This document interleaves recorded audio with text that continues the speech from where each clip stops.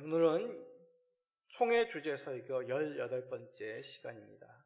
여호수아서 6장 1절에서 21절의 말씀을 가지고 세상 속에서 승리하는 예배라는 제목으로 함께 말씀을 나누고자 합니다. 오늘 말씀은 교단 총회 주제 설교를 참고하였음을 미리 말씀드립니다. 오늘로 2022년 11월 달도 마지막 주일을 보내게 됩니다. 이 마지막 주일을 보내면서 한 해를 돌아보니 참 금년 한 해 여러 일들이 있었습니다. 물론 세상의 모습이란 것이 평안한 때가 어디 있겠습니까? 그러나 어느 때보다도 금년은 혼란스러운 한 해였습니다. 이런 혼란한 세상 속에서 우리 성도님들은 어떻게 사셨습니까? 우리는 잘 알고 있습니다. 어렵고 힘들 때일수록 믿음으로 살아야 된다. 하나님을 의지해야 된다. 우리는 잘 알고 있습니다. 그런데 막상 그렇게 살려고 하면 쉽지가 않습니다. 믿음으로 산다는 것이 어떻게 살아가는 것인지, 주를 의지하며 살아간다는 것은 구체적으로 이 세상 속에서 어떤 삶을 살아야 되는지 우리는 잘 알지 못합니다. 그 가운데 오늘 말씀은 참 우리들에게 큰 힘이 되고 도움이 됩니다.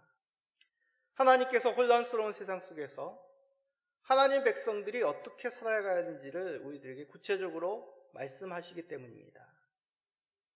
그것은 바로 세상 속에서 예배하는 자로 살아야 된다는 말씀입니다. 자, 이 말에 오늘 본문을 읽으신 분들이라면 질문이 생겨야 됩니다. 아니, 목사님, 오늘 본문에는 예배라는 단어가 한 번도 나오지 않는데요. 구약의 예배, 제사의 모습은 오늘 본문 속에서 찾아볼 수 없습니다. 라는 질문이 생겨야 됩니다. 맞습니다. 예배라는 단어, 제사라는 단어는 한마디로 나오지 않습니다. 우리가 일반적으로 알고 있는 그러한 예배의 모습은 오늘 본문 속에서 찾아보지 못하죠. 그럼 오늘 본문을 뭐라고 얘기합니까? 주일학교 때부터 많이 들었던 말씀이죠. 여리고 성의 전쟁, 전투입니다. 무슨 말입니까? 오늘 본문의 말씀은 단지 여리고성 전투, 민족과 민족과의 전쟁이 아니란 얘기입니다. 하나님을 믿는 백성들이 하나님을 믿지 않는 세상을 향해 믿음으로, 말씀으로 순종하며 나아가는 그 장면을 보여주시죠. 그런데 그 가운데 하나님께서는 이 전쟁을 임함에 있어서 특별히 중요하게 의도적으로 말씀하는 내용이 있다는 것입니다.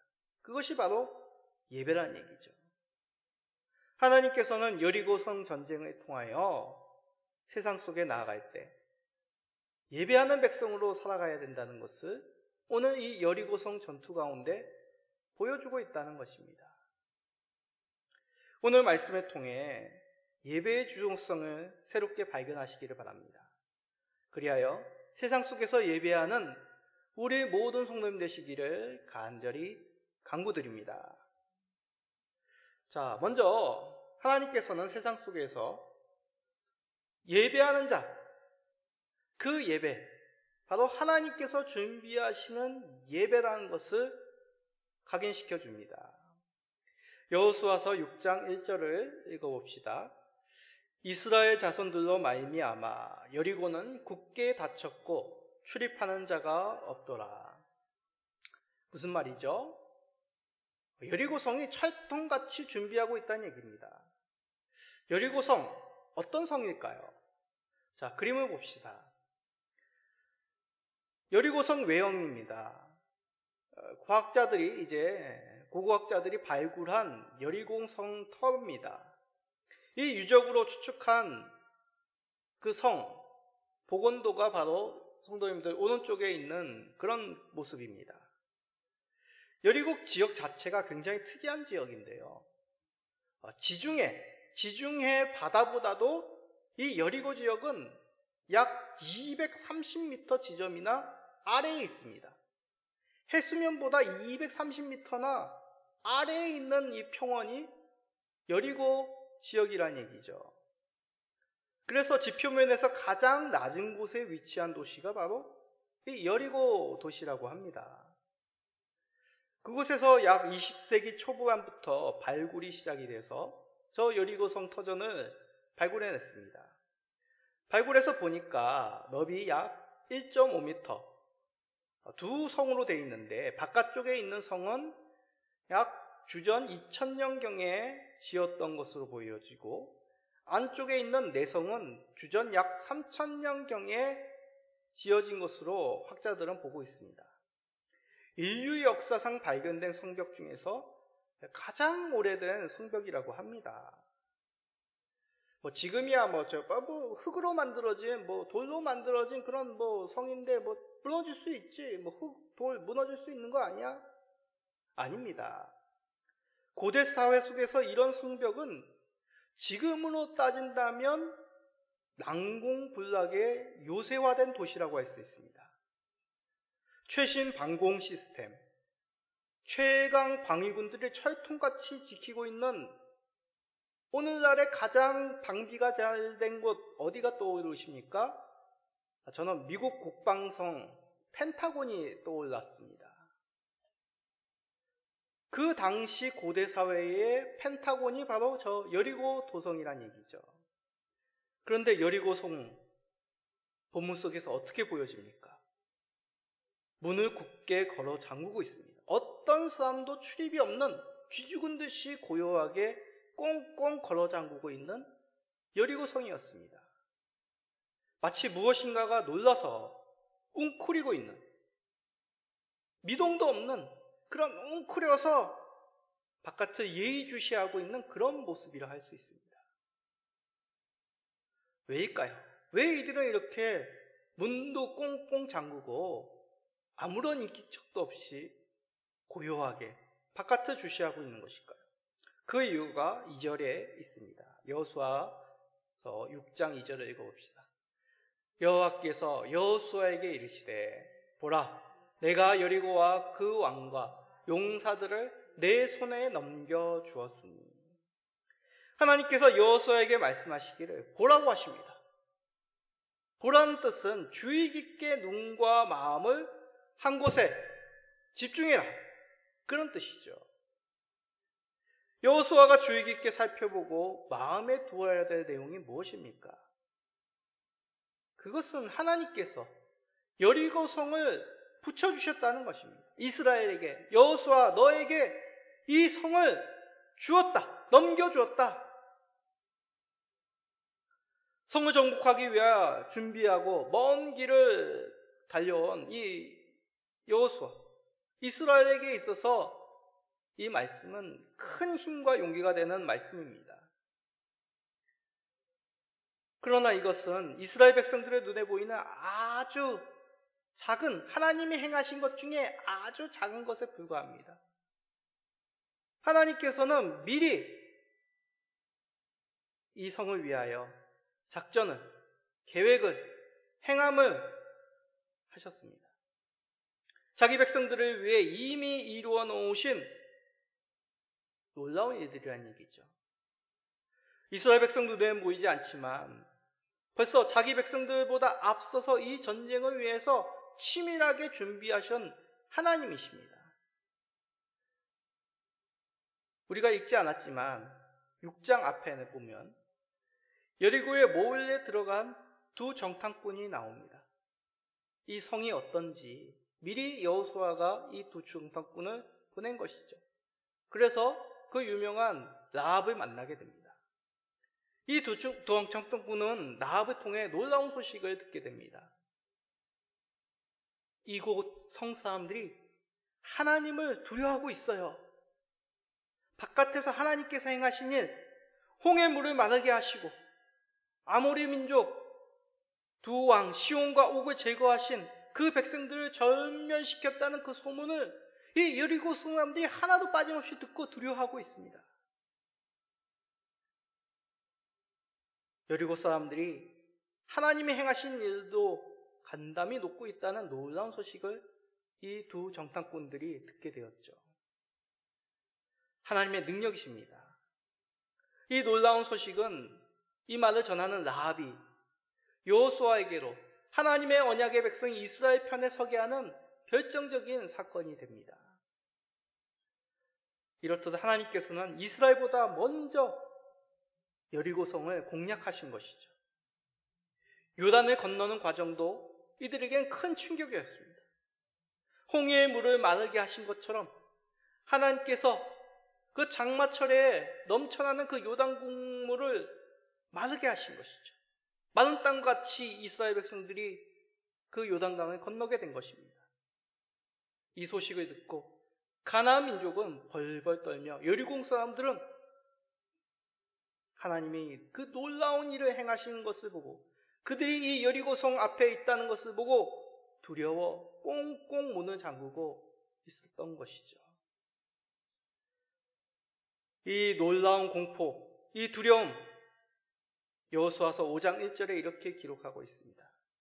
요단 서쪽의 아모리 사람의 모든 왕들과 해변의 가나안 사람의 모든 왕들이 여호와께서 요단물을 이스라엘 자손들 앞에서 말리시고 우리를 건너게 하셨음을 듣고 마음이 녹았고 이스라엘 자손들 때문에 정신을 잃었더라. 하나님의 준비하신 그 놀라운 손길입니다. 이 전쟁은 하나님께서 준비하신 전쟁, 하나님께서 행하시는 전쟁이라는 그 단적인 증거인 것이죠. 그런데 앞에서도 말씀드렸듯이 이 전쟁은 단지 민족과 민족과의 전쟁이 아닙니다. 세상을 향한 하나님의 전쟁, 그 속에서 예배를 통한 그 승리를 보여주시고자 하시는 것이죠. 그러기에 하나님께서는 여리고성 공격 전에 자기 백성들의 신앙을 확고히 세우셨습니다. 이스라엘은 길갈에서 두 가지 아주 큰 성례를 행하게 됩니다. 첫 번째는 할례의식입니다. 남자의 생식기의 표피를 뱀으로 하나님의 언약 백성임을 이스라엘 백성들이 잊지 않도록 새기도록 하신 것이죠. 두 번째는 유월절을 지키라고 하셨습니다. 유월절은 이스라엘 백성들이 출애굽하여 승리하였다는 것을 기념하는 기념일입니다. 할례를 통하여 하나님의 약속, 유월절을 통하여 하나님의 승리를 다시 한번 이 언약 백성 이스라엘에게 새기신 것이죠. 여리고성 공격을 목전에 두고 이것을 행하게 하심으로 너희는 이 전쟁을 하나님의 약속을 가운데 행하는 전쟁임을, 하나님께서 구원을 너희들에게 얻게 하시는 그 승리의 전쟁임을 잊지 말라는 뜻으로 이 두 가지 성례를 행하게 하신 것입니다. 그러기에 우리는 기억해야 됩니다. 하나님께서 우리보다 앞서 일하십니다. 뿐만 아니라 우리를 강하게 하시고 하나님의 약속 가운데 이 전복 전쟁을 승리로 이끌시겠다라고 미리 말씀하신 것이죠. 사단의 권세를 무너뜨리신 그 하나님 나라를 하나님의 백성들을 통하여 건설하기를 원하시는 우리 하나님이십니다. 그 속에서 오늘날 우리 성도들에게도 여리고성 같은 이 난공불락 요새가 있음을 우리는 살핍니다. 세상이죠. 교회를 공격하는 외부적인 요인으로부터 내부적인 요인까지 매우 다양하게 우리 앞에 놓여져 있습니다. 교회와 복음을 직접적으로 공격하는 세상의 가치관들이 있습니다. 돈이면 다 된다는 물질 만능주의, 세상의 성공을 위해선 수단과 방법을 가리지 않는 성공주의, 과학과 이성의 능력을 최고의 가치로만 여기는 과학 이상주의, 예술과 문화라는 형태로 밀려오는 다원주의, 인본주의, 그리고 쾌락주의, 일일이 헤아릴 수 없는 많은 가치관들이 우리 하나님의 백성들을 괴롭히고 혼란케 만듭니다. 교회 내부로는 어떻습니까? 하나님도 좋고 세상도 좋지 않은 그런 혼합주의가 있습니다. 물질의 축복만을 강조하는 그런 기복적인 신앙도 있습니다. 성경적인 교회의 모습을 무시하고 오직 수적인 성공만을 추구하는 성장주의도 있습니다. 말씀의 권위를 무시하는 비평학적인 이론들, 교회의 세속화 등 곳곳에 우리 교회 내부를 호시탐탐 노리고 있는 혼탁한 그런 가치관들이 교회로 밀밀듯이 생겨나고 있습니다. 마치 여리고 성같이 우리가 하나님의 백성으로 살아가는 그 앞길을 막아서고 있는 것이죠. 그러나 우리는 염려할 것 없습니다. 하나님께서 우리에 앞서 미리 이 전쟁 가운데 승리하시도록 준비하고 행하셨기 때문입니다. 세상의 높은 가치관을 무너뜨리기 위해 오직 자기 백성을 위해 미리 준비하신 우리 하나님의 능력을 의지합시다. 우리보다 앞서 준비하시는 하나님으로 말미암아, 하나님을 신뢰함으로 말미암아 승리하시는 모든 성도님 되시기를 간절히 간구드립니다. 자, 이제 하나님께서는 여호수아에게 이 여리고 성 어떻게 점령해야 되는지 그 구체적인 방법을 들려주십니다. 주일학교 때 많이 들었죠. 예전에 기억에 여름성경학교 때 상자로 여리고성을 만들어서 주일학교 학생들이 뺑글뺑글 돌던 기억이 있습니다. 참 그 방법이 일반적이지 않습니다. 지금 생각해도 참 이게 무슨 방법인지. 자, 읽어봅시다. 여호수아서 6장 3, 4절입니다. 너희 모든 군사는 그 성을 둘러 성 주위를 매일 한 번씩 돌되 엿새 동안을 그리하라. 제사장 7은 7 양각 나팔을 잡고 언약궤 앞에서 나아갈 것이요 7째 날에는 그 성을 7번 돌며 그 제사장들은 나팔을 불 것이며. 여호수아에게 하다 될 명령은 간단합니다. 성을 하루에 한 번, 7째 날에는 7번을 돌라. 성을 돌되 무장한 군인이 앞과 뒤에 서고 중앙에는 제사장들이 언약궤를 메고 언약궤 앞에는 7 제사장이 각각 양각 나팔을 불면서 행진하는 겁니다. 주의할 것은 6일 동안 백성들은 침묵해야 됩니다. 그러나 7째 날에 나팔을 잡은 제사장들이 7번째 돌고 나팔을 크게 불면 백성들은 크게 그 양각 나팔 소리에 맞춰 크게 소리 지르면 되는 것입니다. 그게 끝입니다. 만약 전쟁을 이렇게 하면 지금으로 생각하면 참 큰일 날 일이죠. 백성의 이러한 모습, 전쟁을 하자는 것인지 시위를 하자는 것인지 구별이 안 됩니다. 그런데 이 명령 속에는 하나님께서 이스라엘에게 보여주시고자 하는 중요한 메시지가 담겨져 있습니다. 원리가 있습니다. 우리가 기억해야 될 그 신앙의 중심이 있습니다. 그 내용을 알려면 먼저 이 행진의 중심에 무엇이 있는지 그것을 살펴야 됩니다. 이 행진의 중심, 언약궤가 먼저 있죠. 언약궤. 언약궤란 것은 하나님의 보좌입니다. 하나님의 임재의 상징이죠. 그런데 그런 하나님의 임재의 상징이 바깥에 나가서 행진을 한다? 그럼 무슨 말이겠습니까? 하나님이 행차하시는 겁니다. 그래서 모세는 광야에서 하나님의 궤가 떠날 때 어떻게 말했냐면 여호와께서 일어나 주의 대적들을 흩으소서 그렇게 외쳤습니다. 그럼 모든 진행이 마친 다음에 이제 여호와의 궤가 멈출 때는 모세는 또 이렇게 외쳤습니다. 하나님이시여 이스라엘 종족 가운데 다시 돌아오시옵소서. 언약궤의 행차는 하나님께서 대적들을 흩으시기 위하여 나아가시는 겁니다. 왕의 행차인 것이죠. 왕의 진격이었습니다. 동시에 언약궤 하면 또 뭡니까? 하나님이 그의 백성들과 만나는 장소이죠. 언약궤의 그 뚜껑은 시온자, 하나님께서 은혜를 베푸시는 보좌입니다. 그러기에 여리고성 앞에서 언약궤가 행차한다? 야훼에서 하나님의 백성들이 하나님을 만난다는 의미입니다. 하나님과 교제하는 것이죠. 성막에서는 이스라엘 백성들이 하나님 앞에 나아가야 됐지만 반대로 하나님이 직접 그들에게 그들 가운데 오셔서 찾아가 오셔서 야외에서 그의 백성들을 만나주신 것입니다. 걱정 말아라 내 백성들아. 눈에 보이는 저 성벽 높고 두려운 성은 이제 내가 허물 테니 너희들은 놀라지 말고 두려워하지 말고 나를 따르라. 이렇듯 밖에 있는 언약궤는 이스라엘 백성들을 만나시고 그들을 직접 이끄시기 위하여 행차하고 계신 것입니다.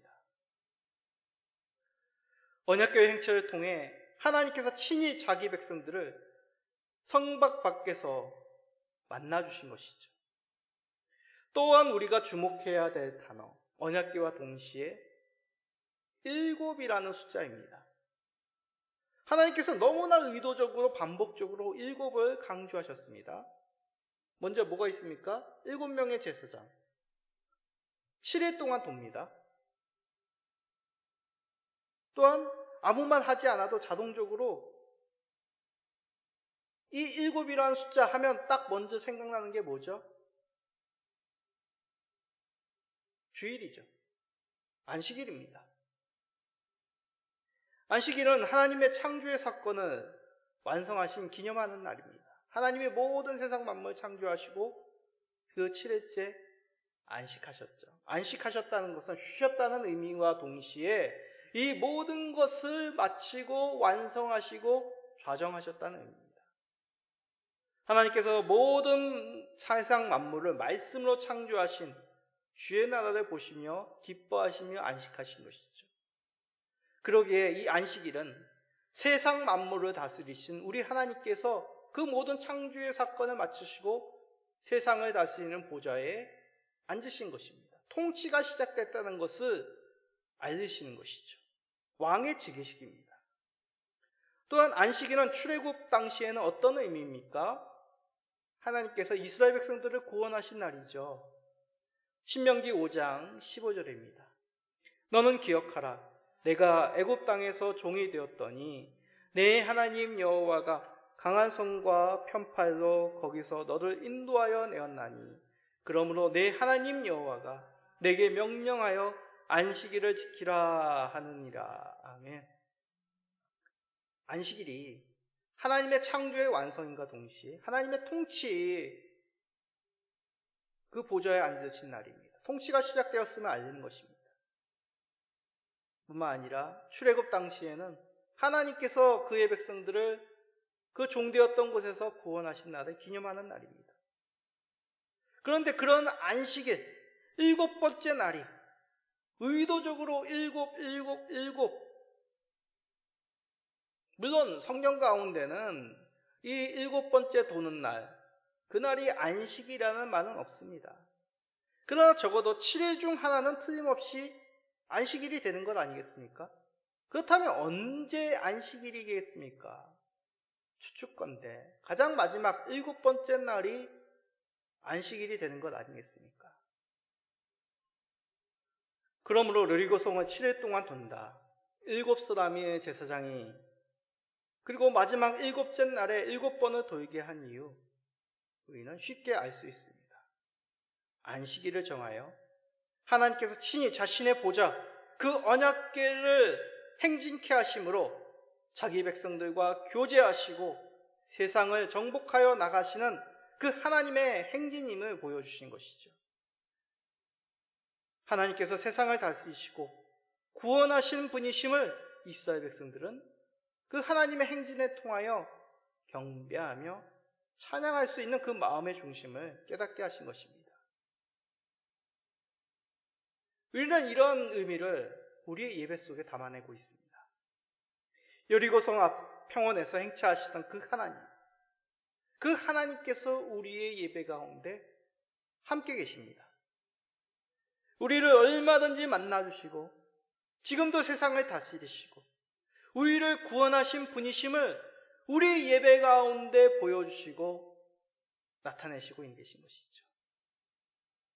이것이 바로 우리가 세상 속에서 승리하는 비결입니다. 예배 안에서 우리와 만나주시고 우리의 구원이 되시고 우리를 다스리고 인도하시는 그 하나님의 손길을 우리는 예배 가운데 경험하게 되는 것이죠. 이 예배를 소중히 여기시고 이 예배 속에서 나타나시는 그 하나님의 임재, 충만함을 경험하시는 우리 모든 성도님 되시기를 간절히 간구드립니다. 자, 이제 본격적으로 여리고 성을 향한 진격이 나타납니다. 성을 무너뜨리시고 하나님께서 승리함을 보여줍니다. 자, 그 진격을, 그 승리를 알리는 첫발, 바로 나팔소리입니다. 여호수아서 6장 5절입니다. 제사장들이 양각 나팔을 길게 불어 그 나팔소리가 너희에게 들릴 때에는 백성은 다 큰 소리로 외쳐 부를 것이라.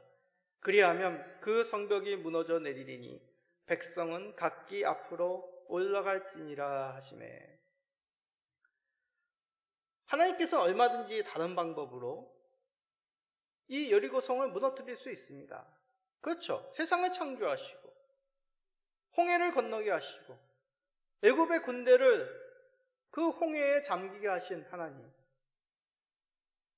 그런 하나님이시라면 얼마든지 다른 방법으로 순식간에 7일이 아니라 이스라엘 백성들이 여리고성을 뱅글뱅글 돌 필요 없이 그냥 말씀으로 여리고성을 무너뜨릴 수 있는 우리 하나님이십니다. 근데 왜 굳이 7일에 나팔을 길게 불어 큰 함성을 질러 성벽을 무너뜨리게 하신 것일까요? 그 의미를 알려면 나팔 소리가 무엇인지를 우리가 알아야겠습니다. 나팔. 지금 나팔하면 트럼펫, 트롬본이 생각이 나시죠. 그러나 이 당시의 나팔은 그림에서 보아 같은 양각 나팔입니다. 양의 뿔, 순양의 뿔로 만든 나팔이죠.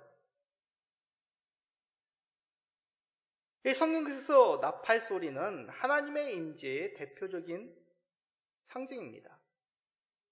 시내산에서 하나님은 나팔 소리로 강림하셨습니다. 또한 나팔 부는 행위는 이스라엘 백성들이 지켜야 될 절기와 밀접한 관련이 있습니다. 1년에 단 한 번뿐이 없는 대속죄일, 그 속죄일의 시작을 알리는 나팔절, 그 나팔절의 시작을 양각 나팔을 부름으로 이스라엘 백성들에게 그 시작을 알렸습니다. 희년도 마찬가지죠. 희년에도 나팔을 불어 이스라엘에 거하는 모든 백성들이 이 절기가 시작되었음을 깨닫습니다. 또한 나팔 소리는 전쟁의 신호이기도 하였습니다. 미디안 5 왕을 죽일 때 제사장 엘르아살의 아들 비느하스는 나팔을 불어 그 전쟁을 시작하게끔 하셨습니다. 이로써 성경에서 나팔을 분다라는 것은 하나님과 자기 백성 사이의 긴밀한 교제, 그 약속하신 바를 이루신다는 뜻입니다. 이 절기를, 이 전쟁을 나팔 소리를 통하여 알리시는 것이죠. 이런 모든 내용을 한꺼번에 알려주는 말씀이 있습니다. 민수기 10장에 있습니다. 민수기 10장 9절 10절입니다. 또 너희 땅에서 너희가 자기를 압박하는 대적을 치러 나갈 때에는 나팔을 크게 불지니 그리하면 너희 하나님 여호와가 너희를 기억하고 너희를 너희의 대적에게서 구원하시리라. 또 너희의 희락의 날과 너희가 정한 절기와 초하루에는 번제물을 드리고 화목제물을 드리며 나팔을 불라. 그로 말미암아 너희의 하나님이 너희를 기억하시리라. 나는 너희의 하나님 여호와니라. 나팔 소리와 함께 백성을 모으라고 하십니다. 나팔 소리와 함께 전쟁의 행진을 시작하라고 합니다. 나팔 소리와 함께 그 대적을 공격하라고 하십니다. 절기와 월삭을 지킬 때, 화목제물을 드릴 때 나팔을 불라고 하십니다. 다시 말해 나팔 소리는 하나님께서 이스라엘 백성들을 만나주신다는 신호, 하나님께서 전쟁에서 임하시겠다고 하는 그 알림이 되는 것입니다. 그런데 그 나팔 소리가 어디에 울립니까? 여리고 성 가운데, 그 전쟁 가운데 길게 울려 퍼지는 것이죠. 이 여리고 성이 바로 하나님과의 만남의 그 교제의 장소, 그 여리고성 앞앞 평지가 하나님께서 전쟁에서 승리케 하신다는 그 전쟁의 승리토로 이 나팔 소리를 신호하여 알고 계신 것입니다.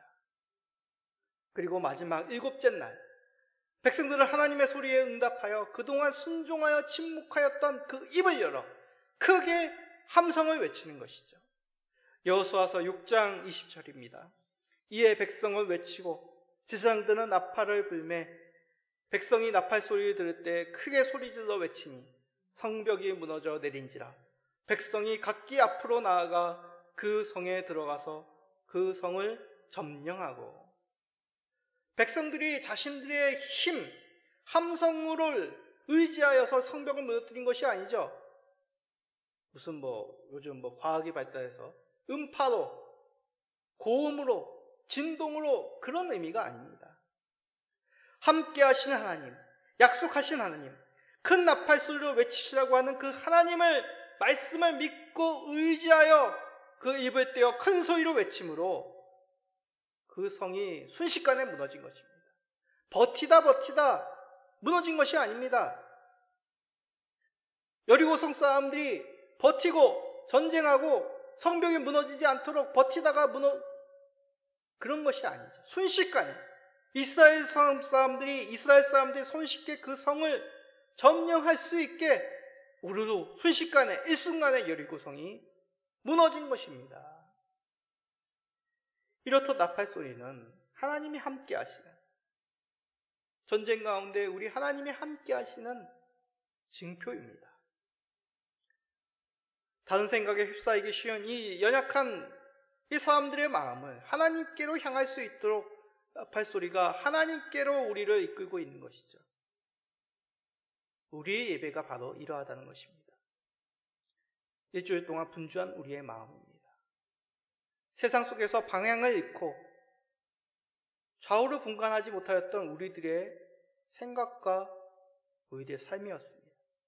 그런데 예배를 통해 우리의 마음, 우리의 생각, 우리의 중심을 다시 하나님께로 향하게 하십니다.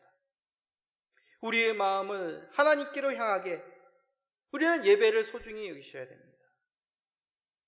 예배를 소중히 여기심으로 하나님께 우리의 중심을 두시는 우리 모든 성도님 되시기를 간절히 간구드립니다.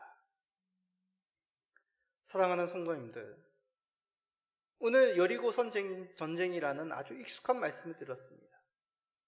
이 여리고성은 세상의 모습과도 같습니다. 세상의 가치관이죠. 하나님의 행진의 다스림을 거부하는 그런 세상의 높은 가치관입니다. 그런 여리고성 앞에 우리 하나님의 언약궤가 행진하셨습니다. 그 행진의 중심에 우리 하나님께서 좌정하시어서 약속하신 바대로 반드시 이루시겠다고 이스라엘 백성들에게 말씀하셨습니다.